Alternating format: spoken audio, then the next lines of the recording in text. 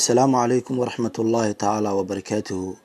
صاحبي الكسو هذا سابوني فويو موقالكينا maanta waxaan idinkugu soo gudbin doonaa applicationo ama barnaamijyo lagu kala magacaabo E2PDF iyo Super Backup oo ah applicationo qabta hawl kaliya balse magacan kala duwan. aan ku sii faahfaahiyay applicationadan waxay ku saamaxayaan ama waxay ku fududeynayaan inaad adigoo shirkad tagin ama xarun isgaarsiineed tagin aad ogaato qof lacag aad u dirtay bilooyin ka hor ama toddobaadyo ka hor ama maalmo ka hor. sidoo kale waxaad ogaan kartaa lambar ku soo wacay sanad ka hor ama lambar inaad wacday ama inuu ku soo wacay ama inuu ku soo falaashay intaba. waliba waxaad ogaan kartaa inta saacadood aad isla hadasheen, taariikhda waqtiga ahayd iyo faahfaahino kale oo dheeri ah adigoon tagin xarun isgaarsiin. laakiin waxaa muhiim ah inaad mobilka aad hawshan ku qabanayso aad geliso simkaarka aad doonayso inaad xogtiisa aad wax ka ogaato. simkaarkaas ayaad gelinaysaa mobilka, markaas geliso kadib waxaad kala soo degaysaa Play Store ama App Store mobilkaaga labadan application midkood oo ah E2PDF iyo Super Backup. aan ku dhufano mid kamid ah, tusaale ahaan haddaan ku dhufano Super Backup, labada barnaamijba qaab ama nidaam kaliya ayay u furmayaan. haddaan ku dhufano Super Backup qaabkan ayuu u furmi doonaa. sidoo kale midka kale haddaan fiirino oo ah E2PDF isagana isla sidii ayuu u furmi doonaa. E2PDF haddaan ku dhufano qaabkan ayuu u furmayaa. marka hore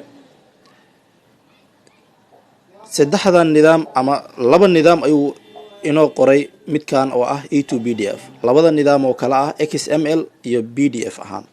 laakiin applicationka ama barnaamijka labaad oo ah Super Backup wuxuu ku soo bandhigi doonaa saddex nidaam oo kala ah XML Backup iyo PDF Backup iyo CSV Backup. labada barnaamij qaabkaas ay ku kala duwan yihiin oo kaliya. kan saddex nidaam ayuu ku soo bandhigi doonaa oo ah Super Backup. ka kale oo ah asna E2PDF na laba qaab ayuu ku soo bandhigi doonaa oo ah XML ahaan usoo kala soo deg xogta ama PDF ahaan kala usoo degso. midkan ayaan sharxaynaa Super Backup. barnaamijkan ayaa dambeeyay labadood. Super Backup tusaale ahaan haddaan rabno inaan PDF ahaan ula soo degno xogta aan doonayno waxaan ku dhufanaynaa click to proceed.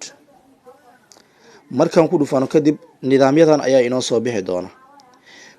SMS Backup to PDF waa masajyada lagu soo diray ama aad dirtay oo dhan ula soo deg PDF ahaan. midka labaad call log to PDF dhammaan wicitaanada ula soo deg PDF ahaan. midda saddexaad contacts to PDF lambarada ku keydsan u bedelo PDF ahaan. iyo labada kale oo ah ayagana SMS statistics report iyo call statistics report. haddaan rabno inaan ogaano faahfaahinta lambarada na soo wacay iyo kuwan wacnay iyo kuwa noo soo baaqay ama noo soo falaashay intaba waxaan ku dhufanaynaa call log to PDF oo ah midda labaad. markaan ku dhufano dhanka sare waxaa ku qoran complete call log. sidoo kale waxaa furmaya labo inbox oo ay ku qoran tahay taariikh. tusaale ahaan waxaad dooranaysaa taariikhda aad doonayso in lagu diiwaan geliyo ama xogta aad u baahan tahay. tusaale ahaan lambarka haddaad ugu shakinayso inuu ku soo wacay bil ka hor, isla bishaas oo dhan ayaad dooranaysaa. tusaale ahaan anaga hadda waxaan rabnaa inaan ogaano xogta lambarada nu soo wacay iyo kuwan wacnay iyo kuwa noo soo baaqay intaba laga soo bilaabo 1 bishan ilaa iyo maanta oo ay taariikhdu ku beegan tahay 25 bisha October. midda afartan kale oo ka hooseysa oo ah waxay kala tahay complete call log oo loola jeedo isii faahfaahinada lambarada oo dhan.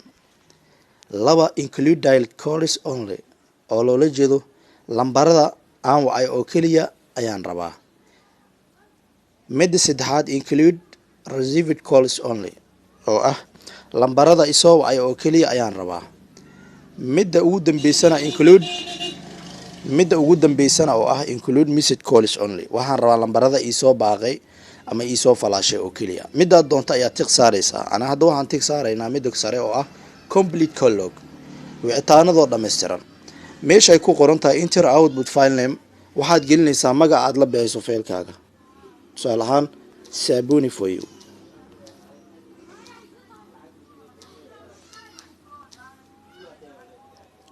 kadib markaan qorno waxaan ku dhufanaynaa convert to PDF, u bedel PDF ahaan. in yar ayaad sugaysaa, kadibna isaga ayaa si automatic ah isku furi doona xogta dhammaan lambaradan soo wacay laga soo bilaabo 1 bishan ilaa iyo 25 bishan. wax yar ayaan sugaynaa si uu xogta u aruuriyo. sidoo kale waxaan kuugu bishaareynayaa in barnaamijkan aanu u baahnayn wax internet ah. uma baahno wax internet ah, kaliya waad la soo degaysaa barnaamijka.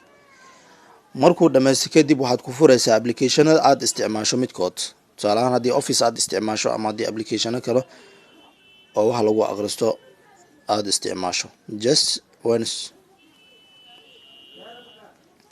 markaan kiciyo waa kaas faahfaahinada lambarada oo dhan waad ujeedaa inuu isoo saaray laga soo bilaabo 1 bisha, inta lambar oo isoo wacay, inta lambar oo aan wacay, inta isoo falaashay, intaba taariikhda isoo wacay, saacadda waqtiga ahayd, intaan isla wada hadalnay, intaba. waan filayaa inaad wax badan fahantay.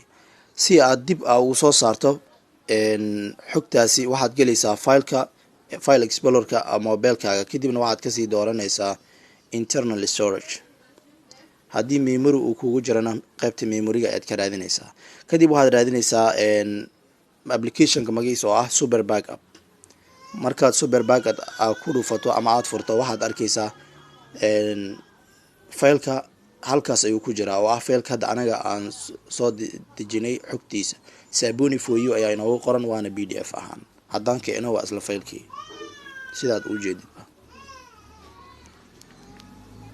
waxaan filayaa inaad wax aad fahantay oo aad faa'iiday. intaynu muuqaalkan mid la mid ah aynu dib uga kulmi doono haddii alla weyn uu ka raali noqdo. waa Yusuf Sabuni oo idin leh isma dhaafin saaxiibayaal.